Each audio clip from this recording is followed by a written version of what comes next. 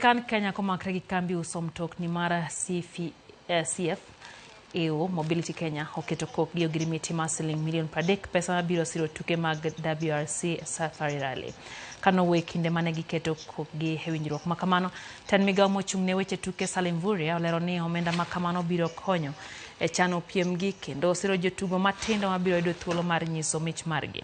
Kora jagoro mong'ere migawo mar weche tuke Engineer Peter Tum ochiwo singo ne sir ma sirikal maduong' chiwo ne tukegi biro dhi nyime ranyisi ni tukegi gin mago maketo Kenya e thuolo maber mar ywayo jolimbe. Piem mar WRC Safari Rally ibiro bagi e kind 20 gi 23 dwe manyien.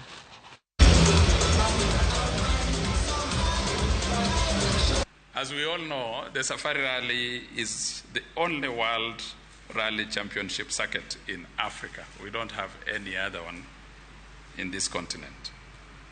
And therefore, it carries history, it carries prestige, and economy also. It has an economic impact to Kenya.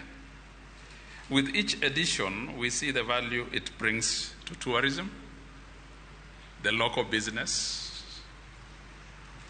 and the broader automotive industry.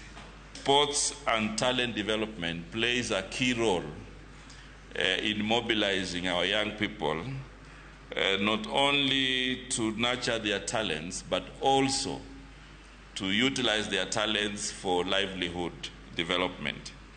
And therefore, it is really great to hear from CFAO Mobility that they will be joining the efforts of government in talent development.